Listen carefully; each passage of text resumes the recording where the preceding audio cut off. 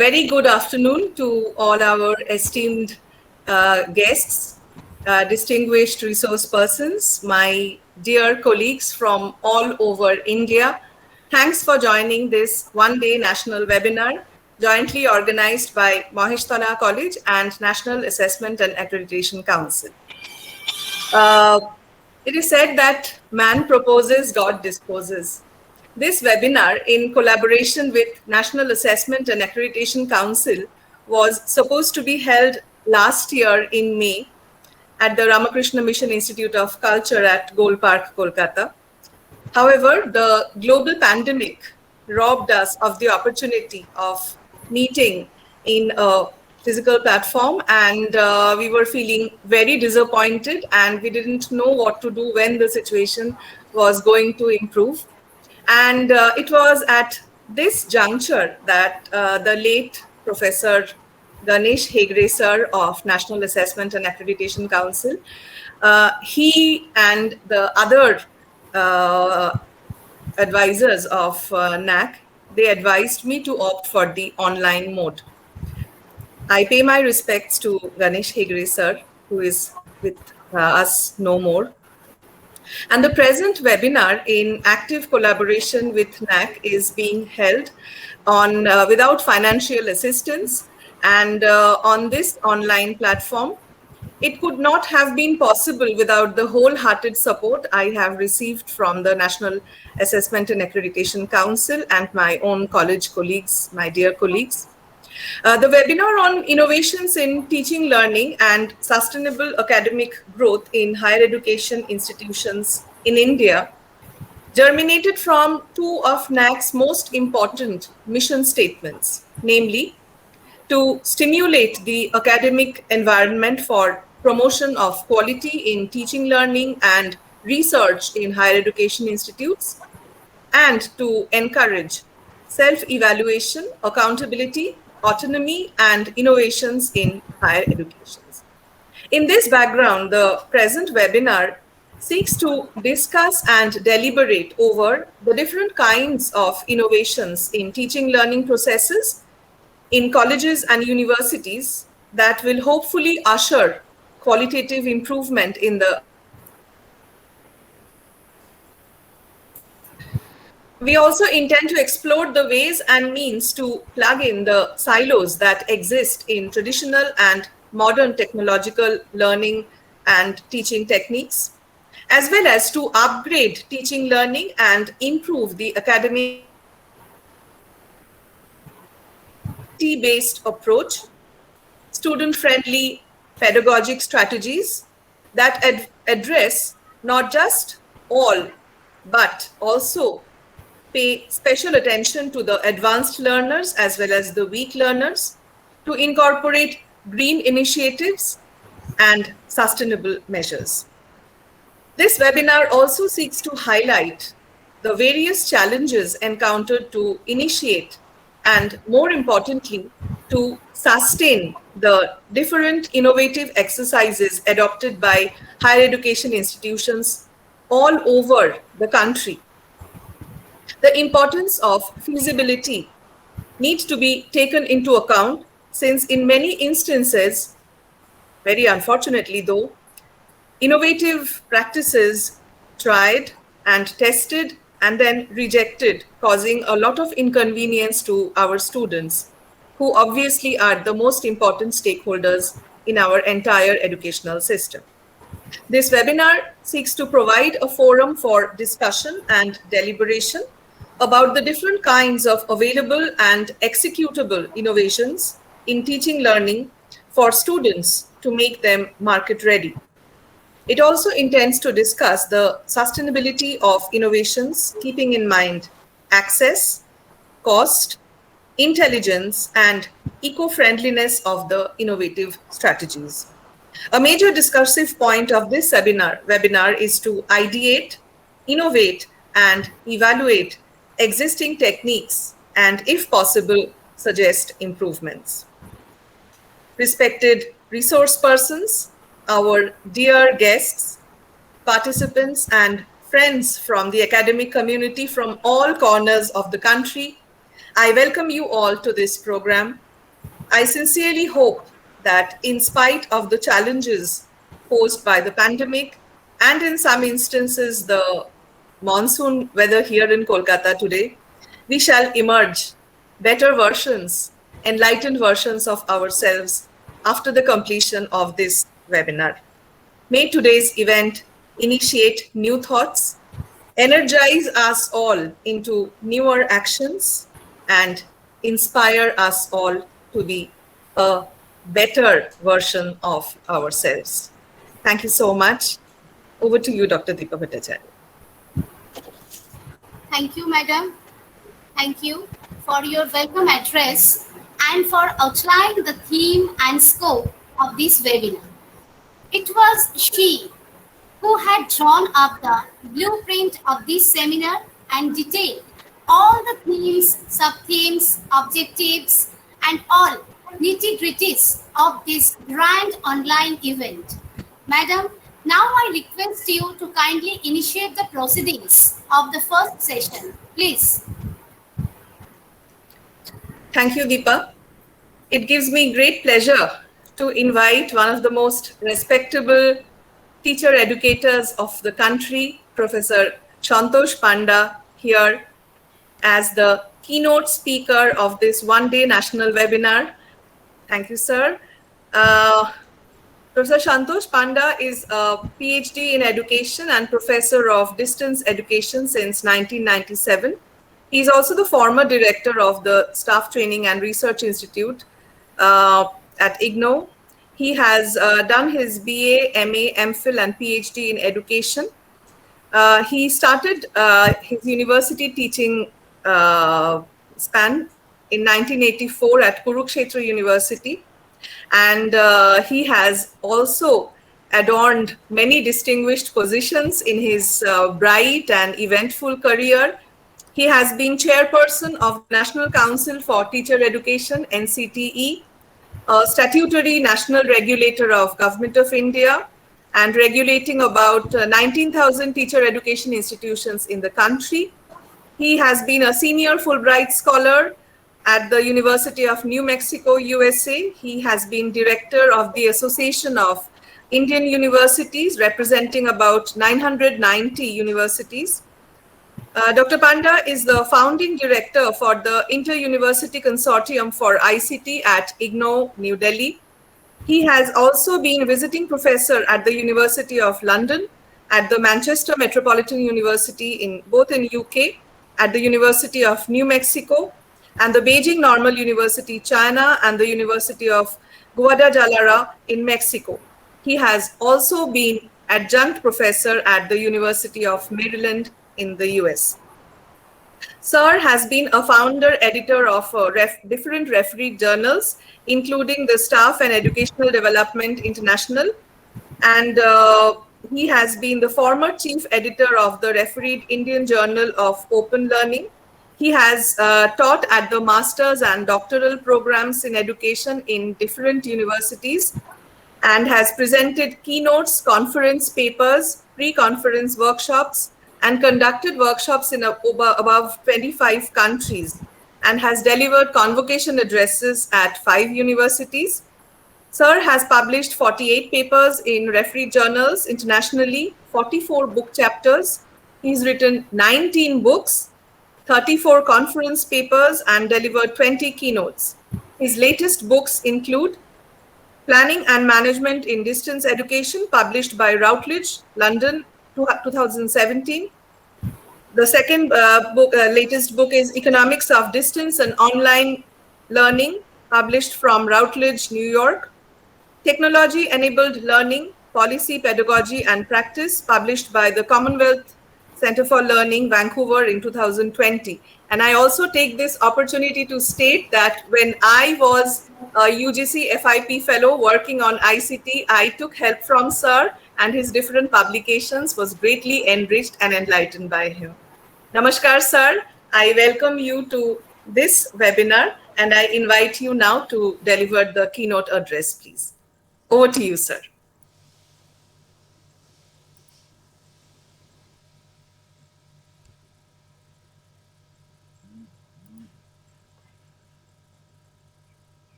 Thank you very much, Dr. Das. I'm just trying to share the screen.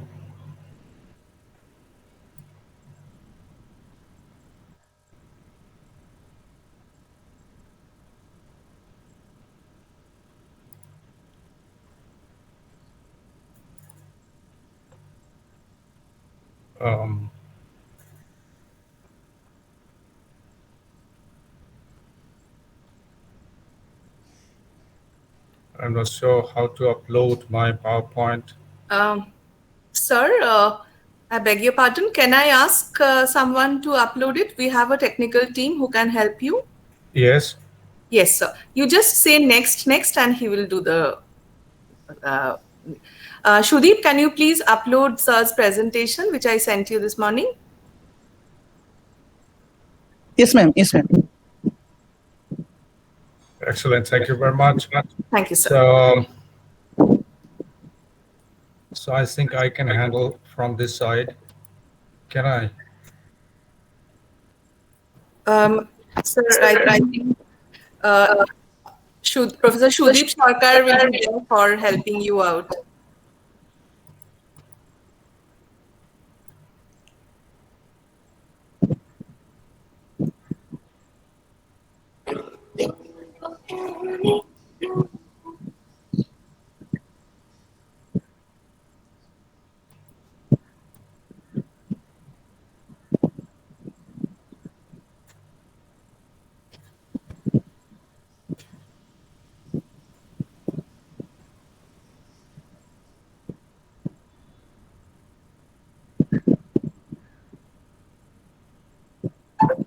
Really, I'm not able to, it's not moving.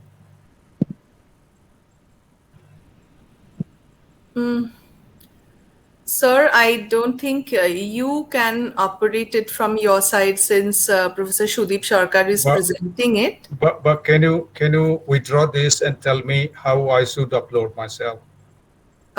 Yes, sir, I can. Shudeep, can you please help? Sir, in your screen, there is an icon in present now. Okay. And click that icon. After that, you will get your enter screen option. Okay. After that, a screen will appear, and click that screen and share the button. But that's PowerPoint is not appearing actually. Sir, I will. Can I please intervene? Sir, Yes. you need to open the PowerPoint presentation first. It is open already on the screen. Right, sir. So now you just below all these different windows which are open, you will find that there is an icon of a raised hand. And just to its right, you find another small icon which has, so please you don't need to raise the hand. Just to the right of that icon, you have an present now button. Did you find it, sir? It simply says present. Yes, please click on it. Your entire screen, a window at a... Yes, please click on a window. Oh, excellent. That's an excellent guide. Thank you very much. So, friends, very good morning. Thank and welcome to this presentation, Professor Bashar Chaudhary, the chief guest. I understand he will join very soon. The former Vice Chancellor of West Bengal State University, Dr. Rumpa, Principal, Maheshtala College, Dr. Subir Maitra, Registrar, Debarati University, Swami Shastragyanananda, Principal of Ramakrishna Mission Residential College. I understand Dr. Ruchi Tripathi will join very soon from NAAC. Our good friend, late Dr. Ganesh Hegde is no more, was advisor NAAC. Dr.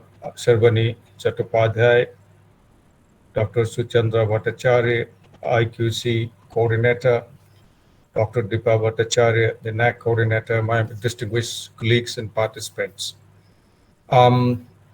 I will take you through some of the very foundational concerns that we see in this country, particularly and also many countries around the globe.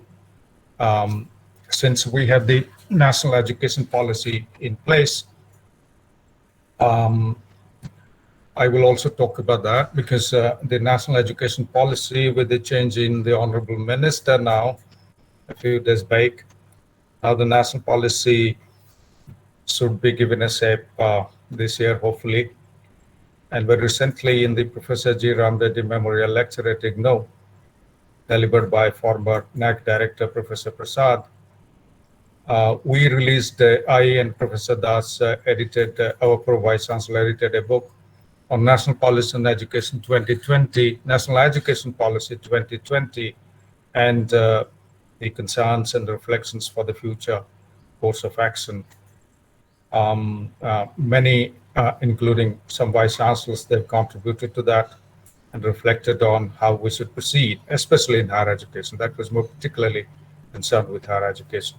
So friends, without wasting time, let me proceed with making just one statement, that I will not talk about hands-on, that it's not a workshop, it's a webinar, so seminar. So therefore, I will talk about some of the very foundational concerns that I thought is very relevant across the board, across different disciplines in higher and professional education.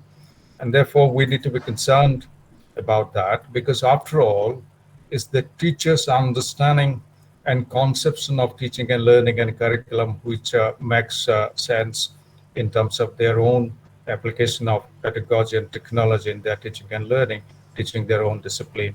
So therefore, some of these concerns I will share with you. Hopefully, this will give you some idea that how we should look at our teaching learning today. You see, the National Education Policy 2020 talked about very foundational changes, some of the concerns. And in fact, this is a document which is talking about a paradigm shift in higher education altogether, a very drastic change in teaching and learning. It talks about the uniqueness of the child, that every child is different from the other. And this is what we interpret today in constructivist educational discourse, that even twins are not the same. So they perceive very differently, they learn very differently, their cognitive structure is different from each other, and therefore, and their study skills and so on and so forth is different, and therefore we need to address each child differently, though they are sitting within the same classroom or teaching at learning at a distance and so on and so forth. It talks about foundational literacy and numeracy, which is very weak. Most importantly, it talks about Indian culture and values, because wherever I go, I'm almost 27, 28 countries that I have visited and worked with colleagues. I've seen that almost everybody is talking about their own culture, history, tradition, their own context, because after all, teaching learning is relating to the context. Context is our language, our perception, our gender, our culture, our tradition, our values, our history. So therefore, culture is very important. But somehow we have been, and that has been a malady from the Macaulay's system of education that the British introduced in this country, almost dismantled our own culture and introduced a kind of culture which we have not been actually imbibed, except that we have learned English language, and we most probably have adopted the Western style of life, maybe a little bit of Western thinking. But that's good, that's okay. But then the British system almost destroyed our existing system of education based on Indian culture and values. And therefore, there is an attempt to bring it back and to de-learn what we are today and relearn what we should be. And that's an important challenge. That's what Indian culture and values in the national policy talks about. It talks about flexibility, which is a hallmark of distance learning in the country, including the university that I work. So flexible entry and flexible exit, that's very important. And when that is there, there is a question of credit. Everything must be expressed in terms of credit hours. Credit hours in higher education is teachers' teaching hours. Credit hours in distance learning, in online learning, is student study hours. So these two needs to gel together, and there should be a system of credit transfer. I'll talk about that, the choice-based credit system, and the national policy when it talks about credit transfer across the globe between countries, and that has a lot more implications, including internationalization of education and cross-border delivery. So therefore, this is very important: flexible entry and exit, multidisciplinarity, interdisciplinarity, multilingualism, and integrating content, technology, and pedagogy. This is very essential. The national policy has given an idea that how we should proceed, but we need to work out, and that's what I would deal with in my presentation, which will be curriculum,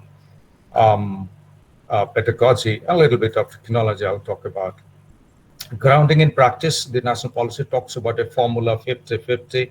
I'm not talking about the Britannia 50-50, there's the advertisement 50-50, and that 50-50 is working very well. I think at the National Open University in distance learning, we have adopted a formula that we will present theory and 50% and translate that into practice 50%. So this is very important. And that practice has to be grounded in context. That practice has to be experiential, which is not happening. That can't take place within a classroom lecturing this course. So therefore, the entire pedagogy needs to change, and therefore teaching learning strategies. I will talk about a little bit 21st century skills. It talks about social and life skills. Very important today because we are dealing with 21st century learners, and we're competing globally within the country and outside. And unfortunately, our competition, whether it's a PISA for schooling or university ranking, whether QS or Times or Shanghai, whatever ranking, that we have not been able to come up, except that very recently, Indian Institute of Science has come up to be within 200 universities in the world. Technology-enabled learning, this is very important because the national policy talks about kind of blended teaching learning for tomorrow with credit transfer, with a seamless credit transfer to development of a credit bank, academic credit bank for each individual student, and so on and so forth. The curriculum it talks about, it has to be diverse, inclusive, and contextual. I'll talk about that. It talks about cross-border education, distance online learning, and a kind of higher education qualification framework, which will be the National Skill Qualifications Framework. And it talks about regulation, which has to be light but tight. That's what it says. Integrity, transparency, and efficiency. I tried my best to implement these in NCTE, but there are problems. So therefore, regulation has to be very light, with a lot more autonomy given to institutions. And fortunately, the national policy doesn't distinguish between public-private universities. It doesn't distinguish between the research university, teaching university, or even autonomous colleges, that all the colleges are going to be converted as autonomous, as degree granting institutions themselves. So therefore, there's a lot more that is coming up that the national policy is talking about. So therefore, at the present moment, we have all kinds of delivery that is valuable in this country and elsewhere, on campus that we are familiar with, distance learning that we do at National Open University, at Ajishwavas Open University, and many others, including Anston, Kolkata, Vidyasagar, Kalyani, many Ravindra, many others which implement dual mode distance learning programs, but which I must say is very weak at this moment. But when there will be a parity of esteem, no distinction between face-to-face distance, then the seamless credit transfer, certainly the quality would be similar across the board, on campus, distance, online, e-learning. Use of any kind of e-learning will basically be flipped classroom they talk about today, that you use technology within a context which it's not an exclusive technology-enabled learning, but you bring in technology to your teaching learning as much as you need, or your pedagogy or your discipline or the subject matter allows you to do. Blended learning, that's what the national policy is talking about. I'll talk about that. And mobile learning and ubiquitous learning. There are many universities in the world which are offering the entire degree program through the mobile system, the ubiquitous platform. And people have been talking about that, they've implemented. I've seen that. We don't have that in this country, including the universities in China, because I've been almost 16 times visiting professor in China, especially in Beijing. Normally, it's a very, very huge university, Tsinghua University, University of Peking, for instance, in Beijing itself. And the Shanghai TV University also seriously implements these. They have been country-wise e-college, which provides support e-learning to all over the country. A parallel could be drawn our SOIM system. I will talk about the SOIM platform in my presentation. So friends, we have come to a point to realize, based on research and development, that blending is the way out for the future, vis-a-vis whatever has happened in COVID time, which is almost a remote distance teaching or remote online teaching, which is not basically an online teaching. There's nothing blending in that. But the kind of blending that we're aiming at, and therefore credit transfer would be more possible across institutions, across different programs of study, and between countries in future, provided we develop a system categorically in our curriculum design and in our national definition of credit policy, vis-a-vis the choice-based credit system. That's the only one that we have today.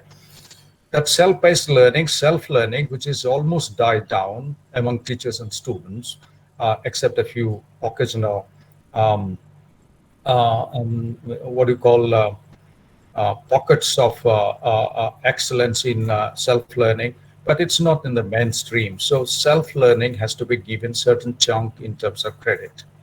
Second, certain credit hours have to be provided to face-to-face learning, where there will be more of deliberation, discussion, debate, critical reflection, and engagement in practice, including hands-on workshop, laboratory work, and so on and so forth. A face-to-face will not be devoted to lecturing at all. And insofar as collaboration is concerned, all the time we cannot come to a face-to-face context, and therefore there are a lot more online strategies and platforms available today, and most of them are free of cost, that we can undertake collaborative learning, engagement in context, doing collaborative projects, portfolios, cases, and so on and so forth. So this kind of blending is going to be the future.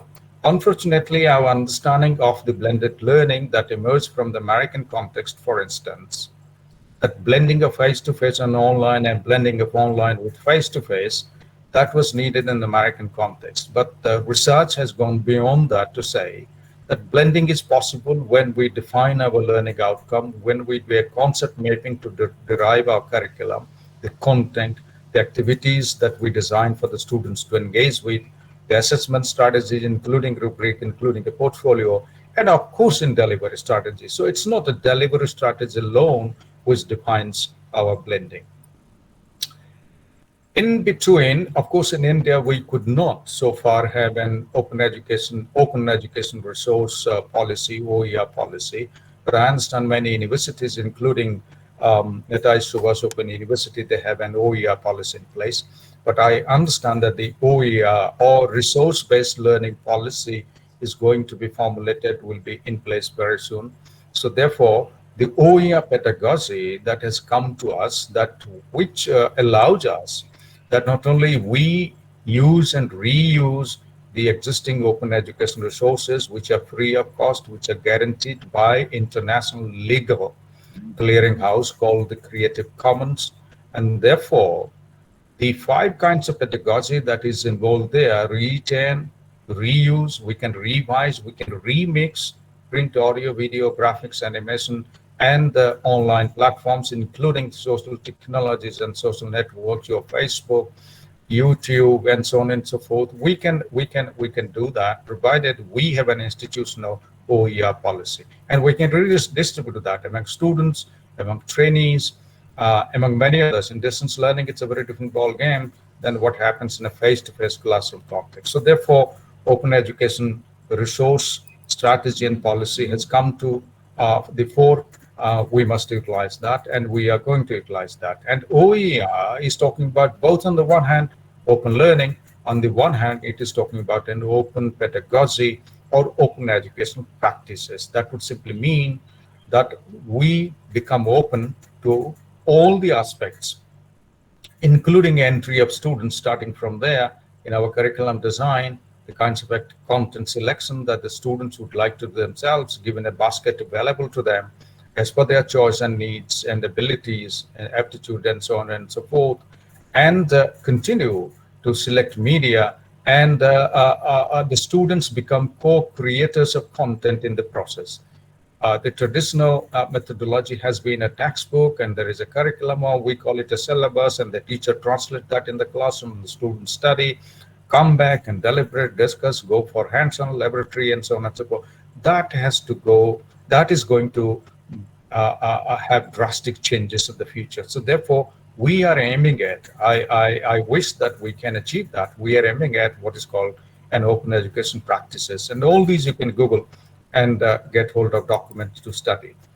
So friends, my submission is that when we are trying to look at a program of study, a certificate, diploma, or degree program, across institutions, across disciplines, we need to design it properly. So therefore, design is assuming considerable importance. It's not a syllabus that is there. It's an old game altogether, which is not leading to anything, which is encouraging reproduction, including strategic reproduction, securing 100 out of 100 marks out of 100. That's not going to work anymore. It's not developing creativity, innovation, critical thinking, kinds of things. I'll talk about that in 21st century skills that we need to do. And therefore, the national policy is very emphatic that we start with a curriculum design, rethink about that. We start with the program design, develop it, deliver it through blended learning, maintain the program over a period of time, do a program evaluation, and also do a revision. I will talk about that a little bit. So therefore, this will be applicable to all kinds of delivery modes that we have, and largely to face-to-face context, which is dominating the scenario right now. If we talk about curriculum design, you might have seen that largely we are subject-centered in our board of studies and the curriculum committees with a few experts. This is largely dominated by the subject matter.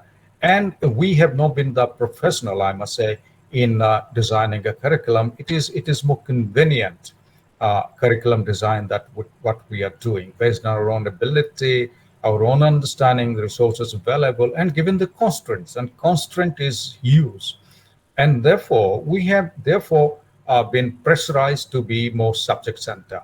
But there are institutions like IIMs, IITs, and many other that I know, which are getting into what is called a learner-centered curriculum, based on the individual needs and plans and choices, and especially activities designed for diversified groups of learners. Diversified would simply mean there are cultural differences, there are gender differences, linguistic differences, there are caste differences in our country, socioeconomic status differences, rural urban differences, and many. So therefore, we need to design a curriculum which should address the learners themselves. And vis-a-vis this, if we can get into what is called a problem-centered curriculum, I will just touch upon that because there is very less time. Problem-based learning and project-based learning, these two are the latest constructivist, open-ended teaching learning strategies, more so learning strategies for the students to engage with. And therefore, the higher order learning, including creativity and innovation, could be possible through a learner-centered and problem-centered, which is problem-based and project-based and activity-based and authentic life experience-based, and therefore creative and innovative. This is not simply talking about this, but some of the cases that we have done ourselves, and some of the universities are doing. Some of the programs in the universities are doing, though many departments are not doing, but this is possible, this is doable. So therefore, friends, to begin with, just have a look at this, and I'm pretty sure the PowerPoint would have been circulated to all of you, or will be circulated to all of you. You can just make note of this. When we design a curriculum, we basically take care of what you see on your screen. We consider the existing learning experiences and needs of the students, which we generally don't do in our curriculum design, and forget about teaching learning, which we need to do. This is the crux of the matter. This is the beginning of the story. We need to define graduate attributes, and I would refer you to look at the regulation, graduate attribute regulation of the University Grants Commission, I think, which was circulated in 2019. There have been examples of different disciplines given over their undergraduate and postgraduate programs. Please go through. And that's the beginning of defining a graduate attribute, that how your graduates should look like when they will complete your program. And what will be their first destination? There can be 3 different ways to look at graduate attribute, that what exactly they will gain and get into after completing your program.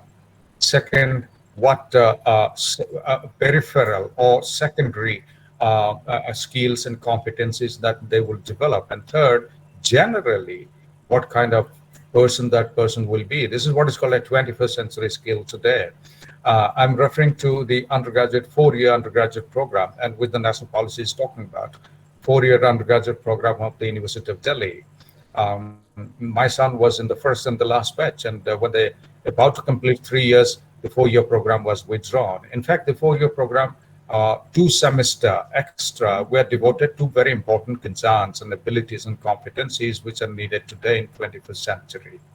One was the researching skills, and I'm very happy that the national policy is talking about researching skills from the schooling level itself. The skill to investigate, the skill to do scientific research, to do review, to critically reflect, to debate, and so on and so forth. These skills are very much needed. That was 1 semester equivalent credit hours that the University of Delhi did it. The 2nd semester equivalent credit was devoted what is called social and life skills. I'll talk about that. Social and life skills, which the Delhi government in the school curriculum talks about the happiness skills. You know? So I'm told that the parents and students and teachers, they all have been happy in Delhi government schools. And many are coming to see that how this happiness curriculum is being designed and delivered. And in fact, the Human Development Index of the United Nations today is now called the Human Happiness Index. It's a very serious concern and serious part of the definition of development, including the SDG 4 development goal 4 of the UNESCO United Nations, which talks about quality teaching and learning, including lifelong learning. So therefore, these research skills and social and life skills, they must form part of the graduate attribute that we are talking about. Of course, number 3, we are talking about a curriculum which is modular, credit-based, which is based on a concept mapping, and which are divided into courses and modules. I'm told in the future, and the national policy is talking about that we will have a basket of the courses for students to choose and have a combination leading to a certificate, diploma, or degree. It will not be an undergraduate, postgraduate the way we are teaching. There will be a basket of credits of the courses and modules that the students will choose. And we say with the choice-based credit system, which I will touch upon, and this is possible. We need to define learning outcomes, defining learning outcomes. Some of my very progressive colleagues, they say competency-based education is not acceptable to us, especially from social science, they would argue the case. You see, competency, if you delimit competency to some menial competencies at the low level, it's certainly not acceptable. But everything is competency. The development of innovative skill is also competency. When 3 of our colleagues from the MIT, Harvard colleagues, they developed what is called the 21st century innovation skills or the innovation strategy for 21st century. You must read that book called Jugaad Innovation. So Jugaad is going to be, and is already, the 21st century innovation skills. Most of the multinational companies are into Jugaad today. Vis-a-vis their R&D laboratories, they are more into Jugaad, and Jugaad is a scientific process of innovation. So therefore, that has to be brought in and very seriously debated. Resources, we need to provide a resource basket. The old textbook is not going to help anymore. Of course, the textbooks and teachers will be there. Nobody is going to eliminate that. But they will be complemented, supplemented, in fact, be integrated with, because integration is the issue for the next phase of education that we are going to have. I'll talk about integration a little bit. I'll touch upon all these a little bit for your a little appreciation. Development of metacognitive skills, self-regulated learning skills is not happening. How the students will be able to handle themselves, manage their own tasks, and so on and so forth, it's not happening. How the students will be able to use their own competency, that's what Swami Vivekananda said, that education is nothing but a manifestation of the already these abilities that within man, and man would include, of course, women, all human beings. So therefore, the competencies, abilities within, we need to simply dig out and facilitate students to use their own abilities themselves. The teacher's role is not to teach. Teacher's role is to facilitate the students to develop their ability, including study skills, self-regulated learning skills, and metacognitive skills to handle themselves. That's the idea of teaching and learning. but we need to get into that. We are very poor in this, starting from the schooling to colleges, universities, and research, and so on and so forth. Our assessment has to be authentic. It has to be authentic, comprehensive, continuous. And therefore, we need to have what is called an authentic task. This is what is called 50-50 formulation, that 50 theory and 50 practice. Practice in context. It's not a practice with an hypothetical case study. Practice in grounded context itself. There's nothing which cannot be practiced in context. There is no theory which cannot be translated into action in the community of practice. And therefore, we have not been able to do it because we do not know as teachers how to do it, because we have been taught, we are teaching the way we have been taught. And therefore, there's nothing on our part. But we need a drastic transformation in the system, as well as facilitation of our professional development and professional learning, that how we should proceed. It should be seamless. It should be facilitating. It's not facilitating. I will talk about SWAYAM platform also and talk about facilitation a little bit. So therefore, friends, we are coming to a point to design a curriculum.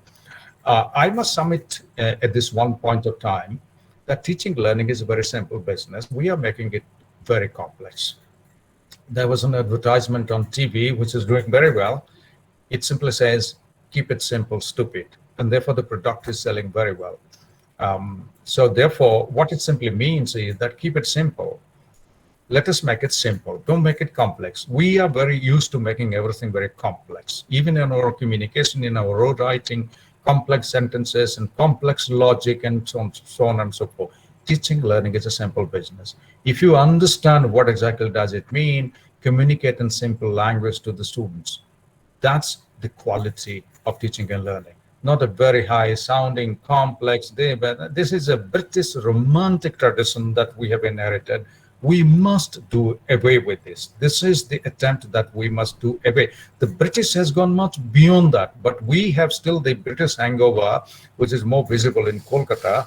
In any case, the British hangover that we are into a very serious intellectual discourse. I don't have much time to debate on this, but then I must bring in Professor Amartya Sen, the Nobel Prize winner. He wrote a book about Indians. That what are the Indians? What is an Indian, by the way? He was talking about the modern terminology. He didn't talk about the ancient India, the Vedic Upanishad kinds of things. Of course, he doesn't believe in that as a leftist colleague.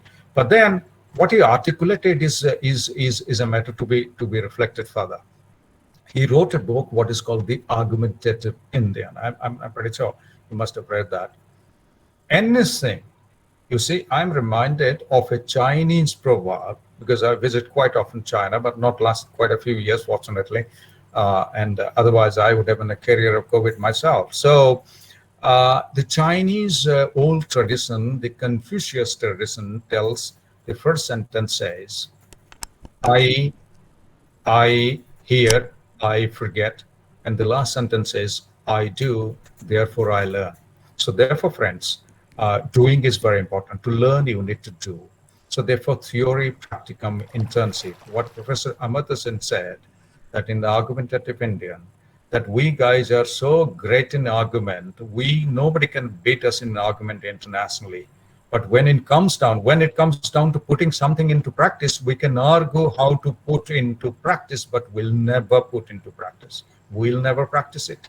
But we can argue the case very seriously. We are best at best. So therefore, I think the Chinese proverb reminds us, and internationally many are into the Chinese proverb, that I do, therefore I learn. So we must do practice to learn ourselves. After all, what is learning, by the way? You can define your own teaching, but let me define learning. What do you think that the learning is all about? Learning for me is nothing but a practice in context and experiencing through practice in context. That is my learning. We live in a community of practice because our schools, colleges, and universities have been far away from the reality, which is called a community of practice, our society, culture, and so on and so forth. So if I do not know how to implement, how to practice in my own context, in my own village, in my own family, in my own neighborhood, in my own job, and so on and so forth, what is learning, by the way? So learning is doing something practically and experiencing through practice. That's what learning is all about. And that practice is the community practice. Wherever I am, I can practice that. I do not need a laboratory to practice that, because my community, my society is the best laboratory that is available to me. So friends, let me proceed a little quickly. Sir, can I just interrupt for a moment, sir? Sir, people who are watching this on the YouTube channel, they cannot view the presentation properly. Can you please maximize the screen, sir? This is maximum from my side, by the way. Okay, sir. Okay, actually we are trying to pin the screen, but it's not just possible. So people are finding it a bit hazy. Because my laptop is showing full screen, so even I'm not visible. So no, sir, you are visible here. We can see you. Anyway, sir, please carry on. Sorry for the interruption, sir. So I think the regulator, UGC, which is going to drastically change very soon. We will have a different kind of regulation system, including UGC, ICT, NCT. Hopefully they will be dismantled.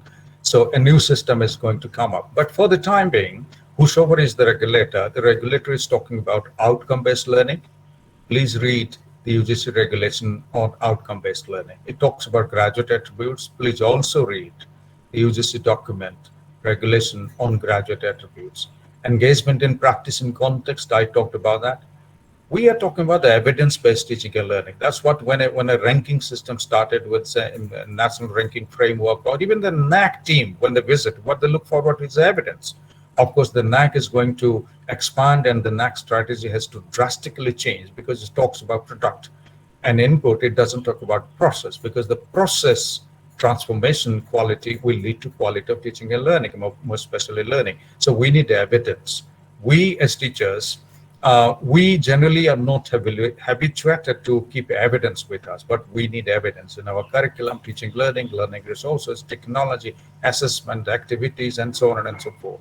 So therefore, teaching, research, and employability, that's the combination. That's what we are going to have in a new curriculum design for tomorrow.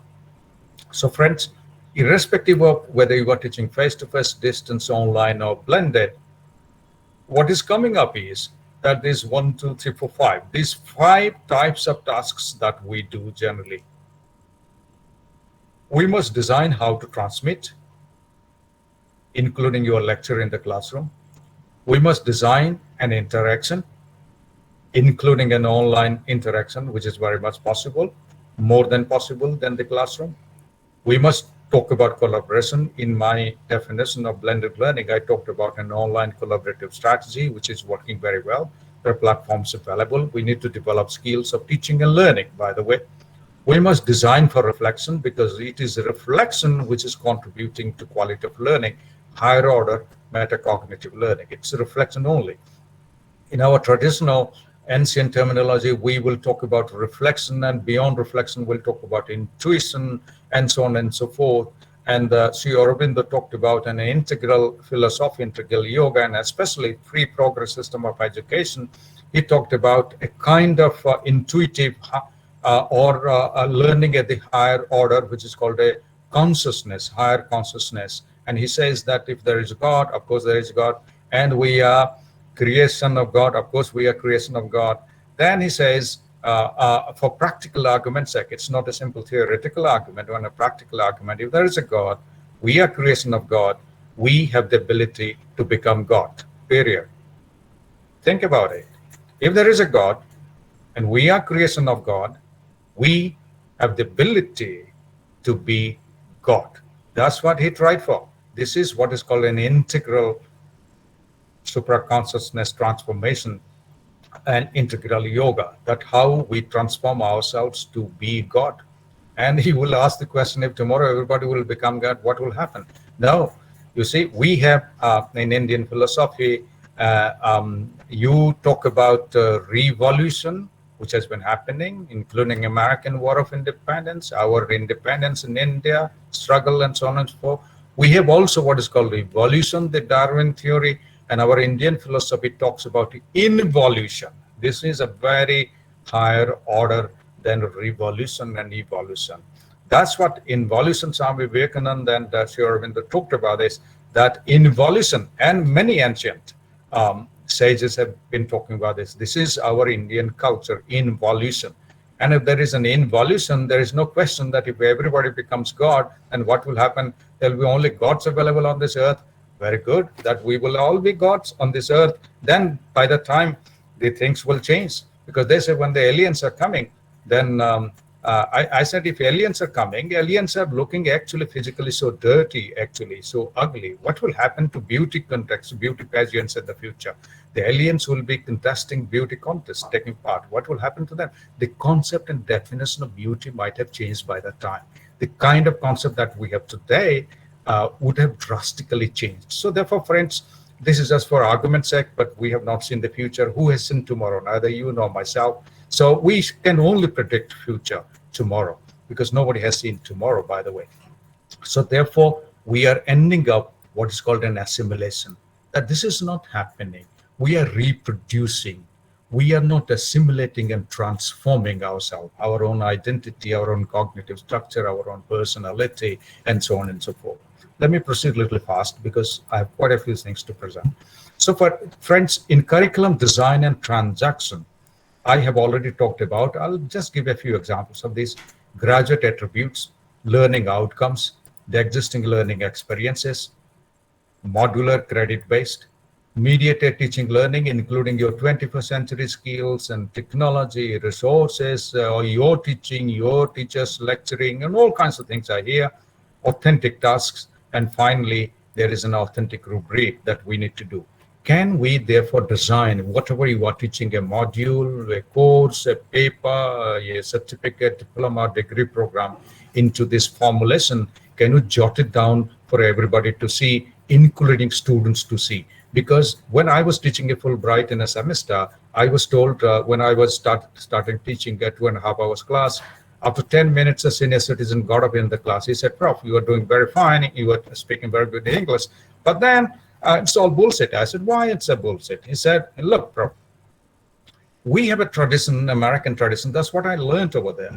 We have an American tradition that you would be only talking about whatever you have done yourself or you have applied. Otherwise, you will be committing a plagiarism, which is a criminal offense. And in fact, the University Grants Commission talks about plagiarism as a criminal offense. And also he says that unless you put into practice, in authentic practice, that what is the fun talking about that?" So therefore, what I learned is that whatever we discuss and talk, we must carry that forward into practice. So therefore, he says that the students are the biggest stakeholder in teaching and learning.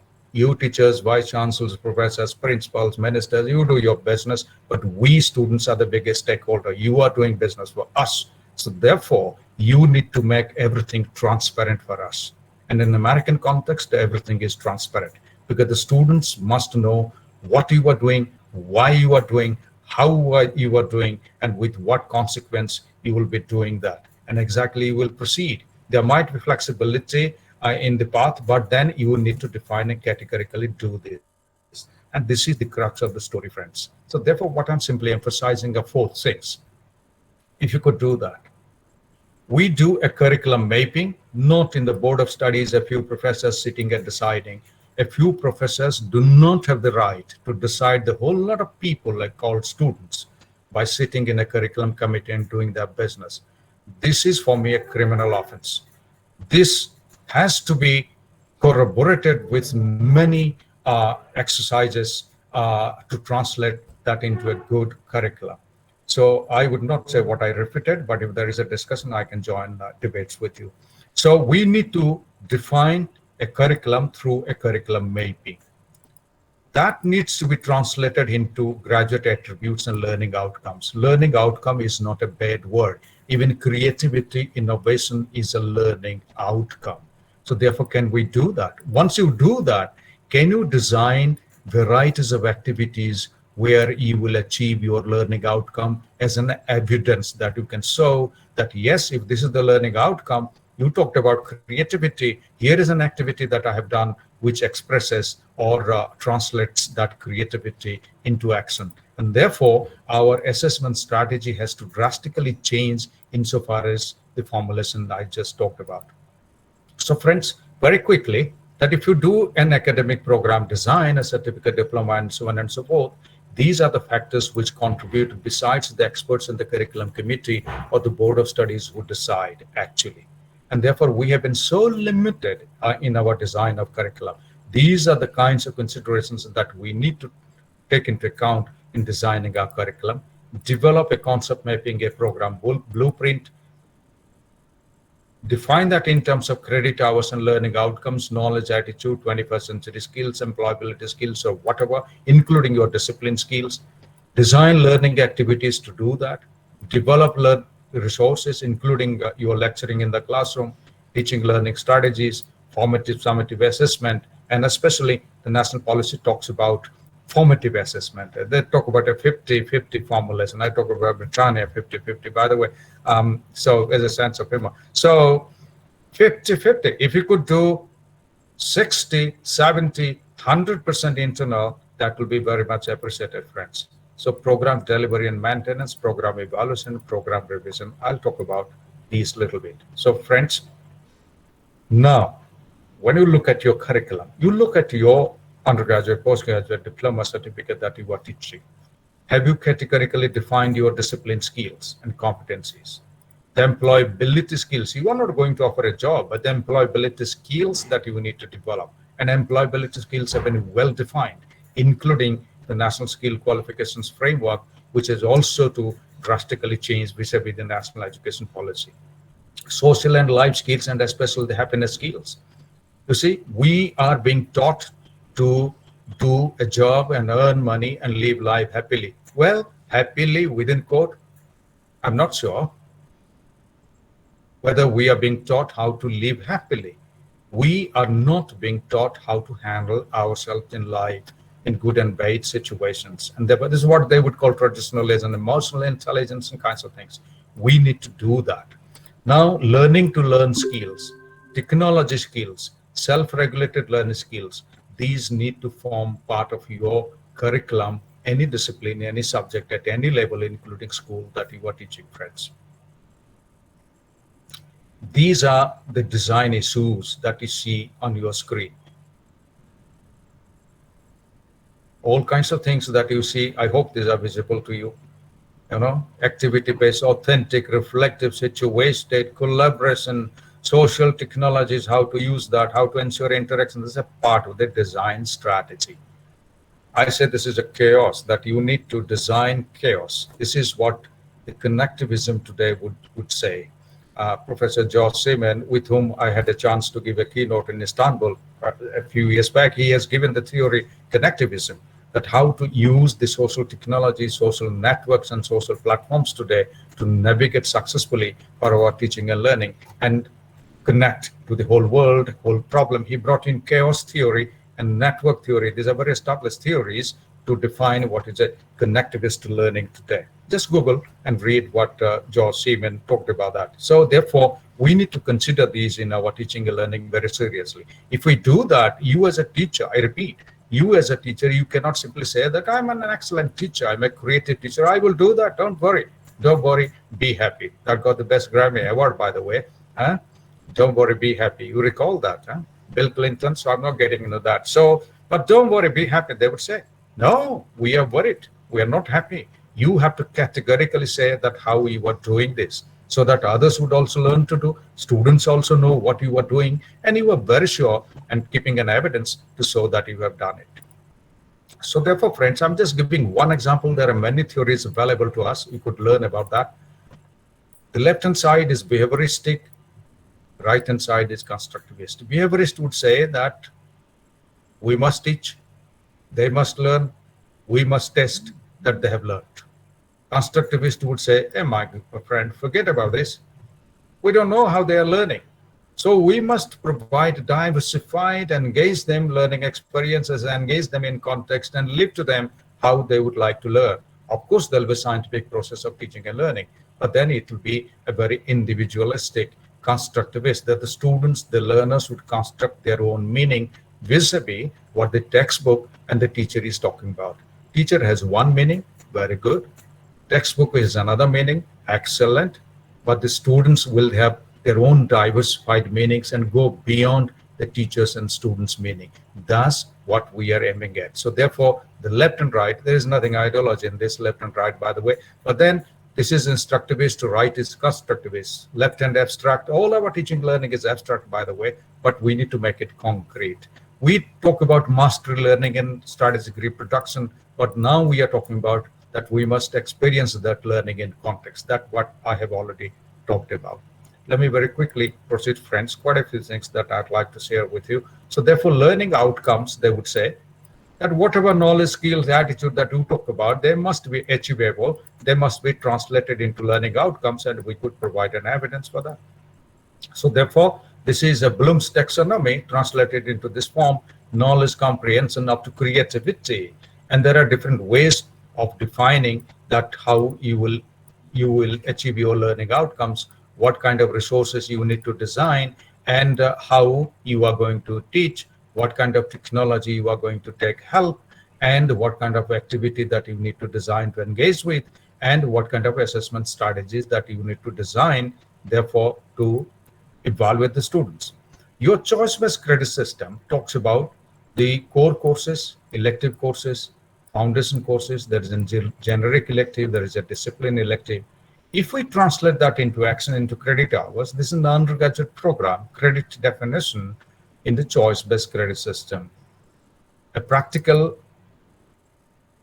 theory, 1 hour credit, 1 credit is equivalent to 1 hour over a period of 14 weeks of teaching in a semester.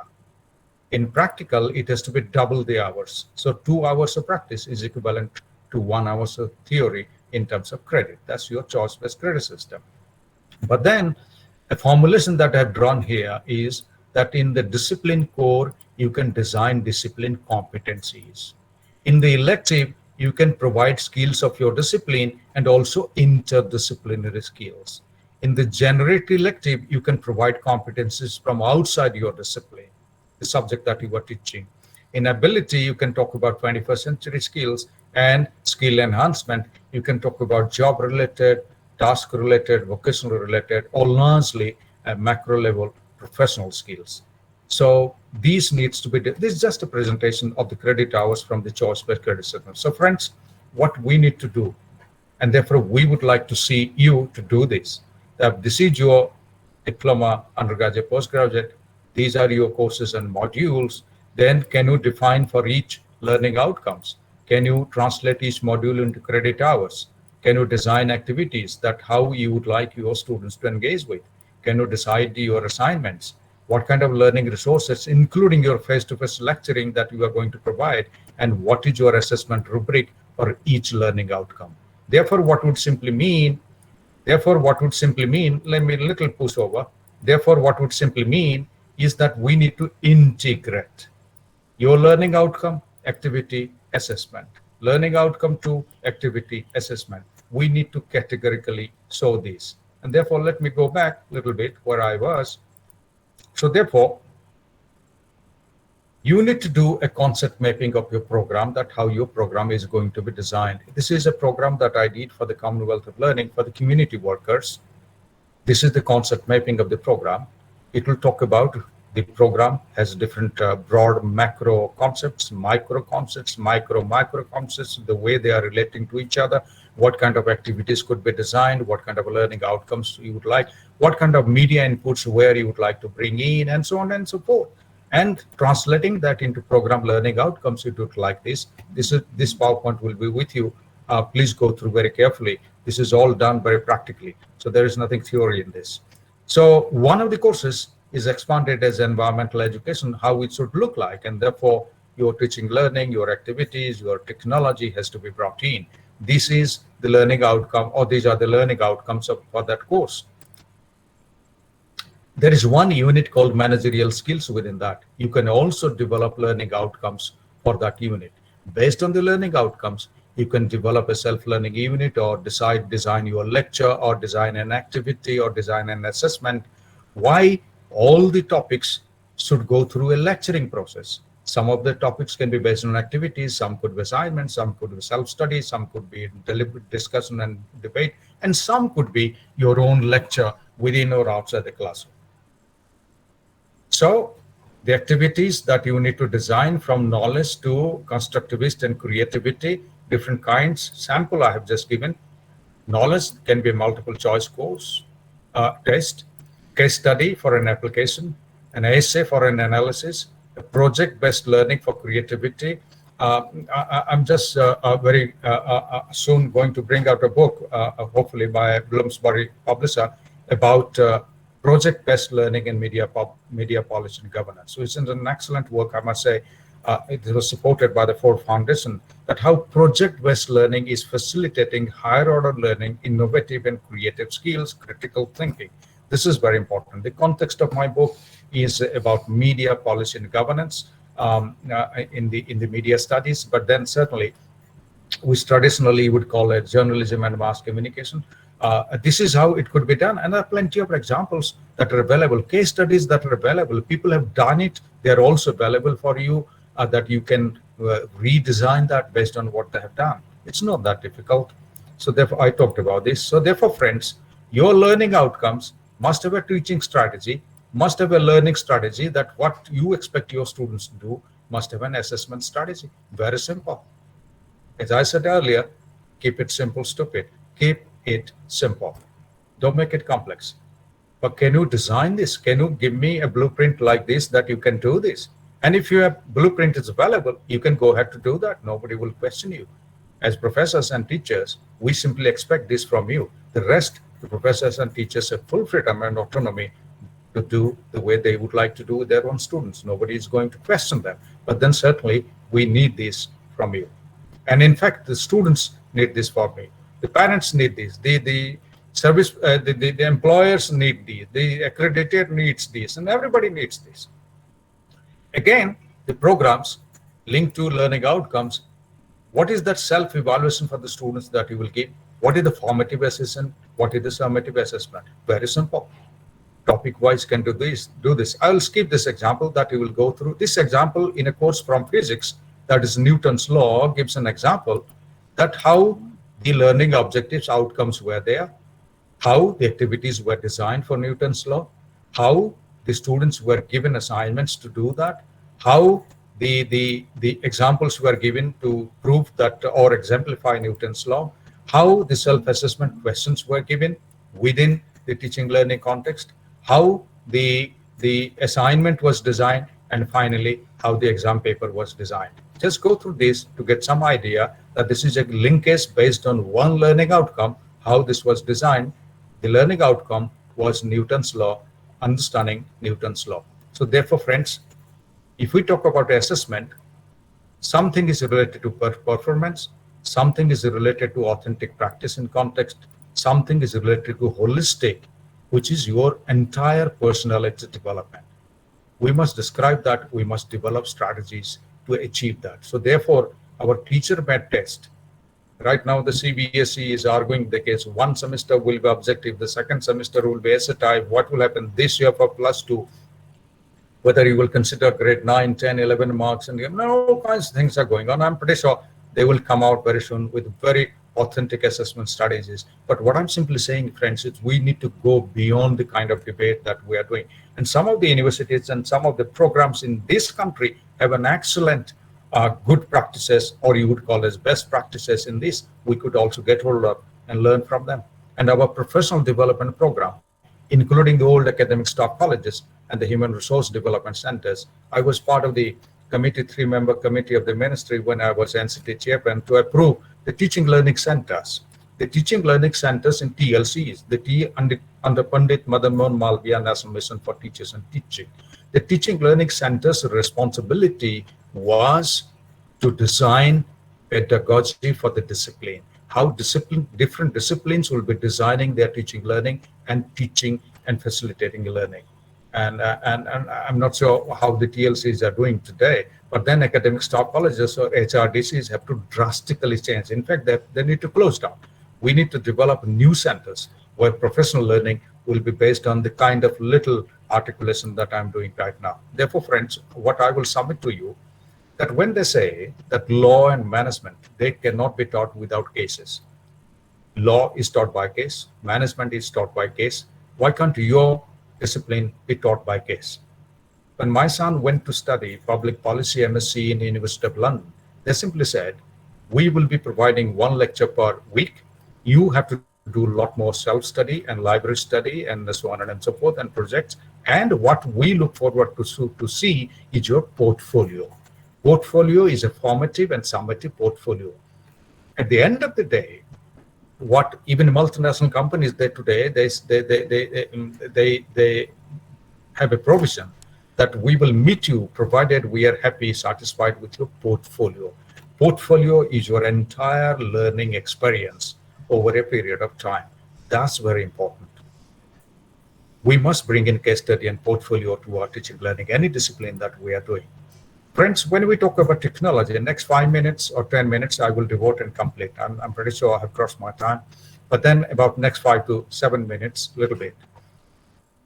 When we talk about blended learning and e-learning and the Zooming and Googling and all kinds of things is going on, it's not e-learning, by the way. When we bring in an e-learning strategy, we must define the learning management system, the courseware, including open education resources, how to build interaction into that, and what could be the assessment strategy.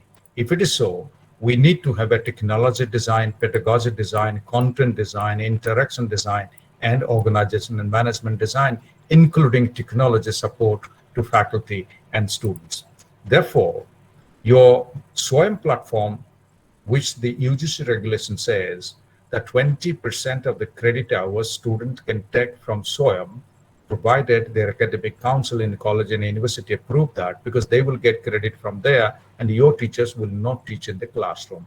They will be taught by the SWAYAM. But that's all fine. It's only 20%. That simply means that even today, no face-to-face teaching is a full-time face-to-face degree. It has 20% of online component already built into that. And National Policy 2020 is trying to extend that to a blended learning context, that you as students have the freedom to get your credits from anywhere, from the credit basket, and tell us that finally a certificate, diploma, degree could be given. This is what is the flexibility, multiple entry and exit, and this is what is called integration and credit transfer. This has to be understood within the formulas, and I'm pretty sure I'm discussing that. You might be getting some idea at how this integration would take place. The SWAYAM platform has 4 quadrants, which I will show you. This is an LMS, there are learning outcomes, there are video lectures, the computer market, tutor market assignments, discussion forum, additional resources, and learning analytics are available. Learning analytics would simply mean that how the students are doing, when they're coming, what they are studying, and all these data are available, that even after the students have done this, you can access data and see that how they have done. This is a very useful tool, including the these days Internet of Things and artificial intelligence, machine learning. The national policy is talking about when learning analytic is an excellent tool that you can use. Your 4 quadrant that I described is this. What the kind of things that I discussed so far, you can see whether you are finding within your classroom and the online 4 quadrant approach. And therefore, I'm talking about the kind of MOOC, because the SWAYAM platform is providing you the MOOC. It's a module-based, massive open online course that is available. It is talking about an NAAC MOOC, which is based on the edX and Coursera kind of platform, which is internationally available to almost every country. But we offered a program, I will show you for a minute or two, on the Moodle platform, and they got the best award by the President of India, the then President Shri Mukherjee, awarded the best innovative program in the country. And we put the pedagogy and technology very simple. And we took the help of the Moodle platform and all the open source platforms and software and technology and networks without paying a single rupee at all. And it is possible. We can do this. And in blended learning, you could also bring that in. So therefore, this is a connectivist MOOC. I was talking about Professor George Seaman, who gave the idea of connectivism, that how a connectivist MOOC is more collaborative. It talks about open pedagogy, open educational practices. It provides more learner autonomy in personalized learning. All these are possible. And there is a huge use of social media like blog, wiki, hashtag, and so on and so forth, and which is possible. How? Let me show you. In our pedagogy, which you got the best award, there was direct instruction, virtual class, We use, of course, the Adobe Connect platform to do that for the virtual class every week. Learner-learner interaction, it was done in Google Groups as well as in discussion forum within the Moodle platform. There were authentic tasks given. In the Moodle itself, we gave a project. There are learning nuances provided to them, including face-to-face hands-on experiment, a laboratory experiment, that how this was face-to-face built into that how they will use the social or open source platform, audio, video, and the platform like Moodle to use themselves. There was a reflection on practice. Discussion forum was used for that, and self-regulation abilities were developed through e-portfolio that we did. It's a very simple pedagogy that we did, simple technology. That's how Post Poly got the best national award so far. So therefore, we did a self-study, activities online, interaction, weekly class through Adobe Connect, face-to-face hands-on, and projects and portfolios and presentations by themselves. And they were experts. Everything was done online, by the way. What we did, friends, I will be highlighting two things here, that a blogging is a very powerful platform for an individual reflection. It provides a personal space. And when we go to a wiki, it provides a collaborative platform, and you do a collaborative project together. So this blogging and wiki, which is free of cost, which is available, you can design very successfully. Many countries, many good programs, including the American, British, Canadian that I'm familiar with, they have been using this very successfully. A heavy technology doesn't make any sense. Keep the technology as simple as possible. Keep the pedagogy as simple as possible.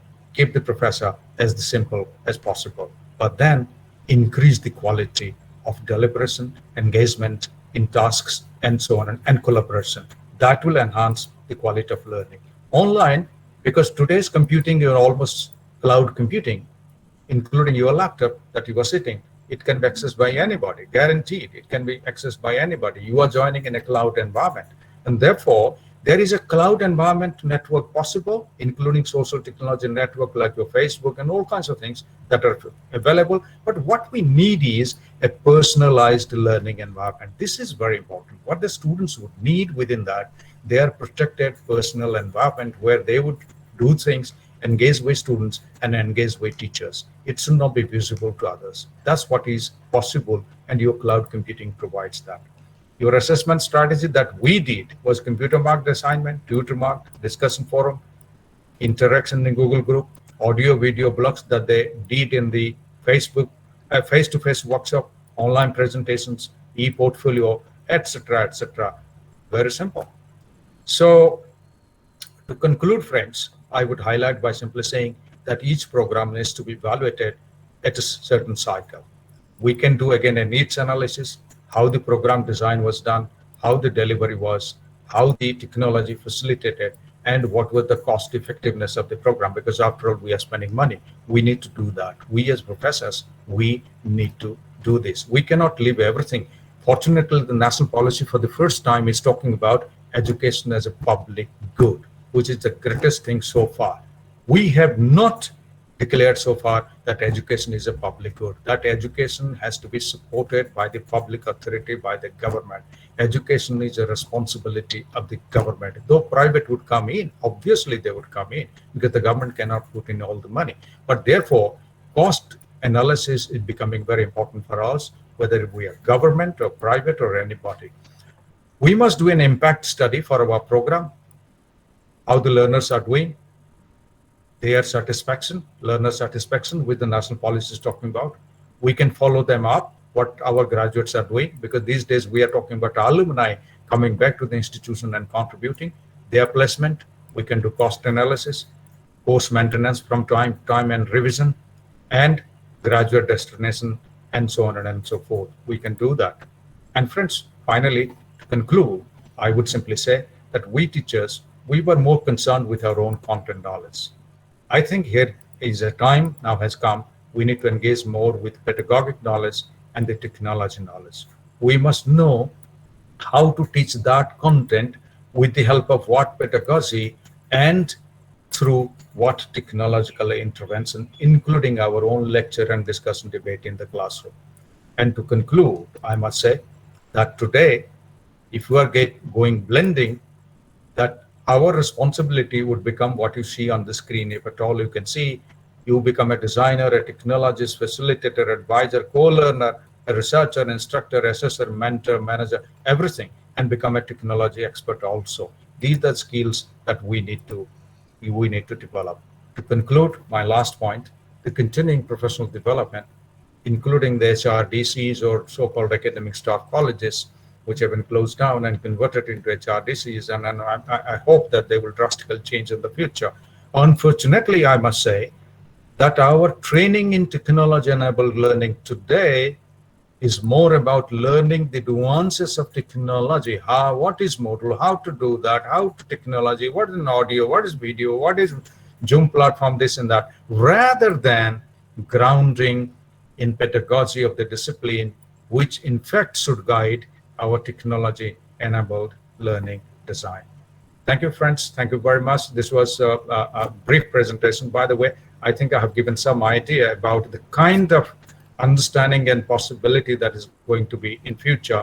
Technology is there just to help us. Technology should not guide us anymore. We must guide the technology. Thank you.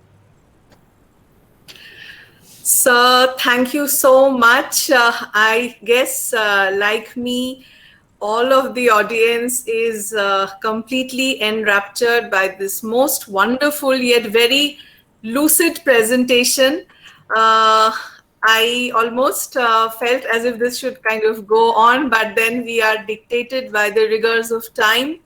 What you have encapsulated in this very brief span is, sir, an outstanding array of ideas, and to comment or make any observation, as keynote addresses are not really open to questions, but I'm really feeling so sorry, but I also take this opportunity for thanking you on behalf of all people in the audience. There are a number of thank you and congratulatory messages all across the Google Meet platform, as well as on the two YouTube links which we have given. And if I can actually be permitted a certain amount of levity, I would say, ye dil mange more. 1 hour can actually not do justice to this brilliant topic. Thank you so much, sir. And you started with placing the uniqueness of the child in the national education policy, and then you went on to talk about the different kinds of learning: on campus, distant, online, e-learning, blended learning, and mobile learning mode. And then you went on to talk about the self-paced and the collaborative learning systems which we have. You talked actually a lot about this journey from IQ through EQ to HQ, to the happiness quotient, and how we as teachers, we as facilitators of knowledge should remain updated and should upgrade ourselves and try and place ourselves as in the present situation, which demands not just pedagogy but also technology enabled learning. And I feel that the pandemic actually in a very quote unquote positive way has afforded this much needed boost, from where we could actually make this paradigm shift from traditional system of dissemination of knowledge to much more modern, technologically and enhanced modes of learning, sir. Sir, I really thank you.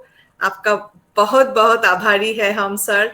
Thank you so much for this wonderful keynote address, which actually set the ball rolling and so well gave us this kind of a rubric of upgradation of this in the teaching learning methods.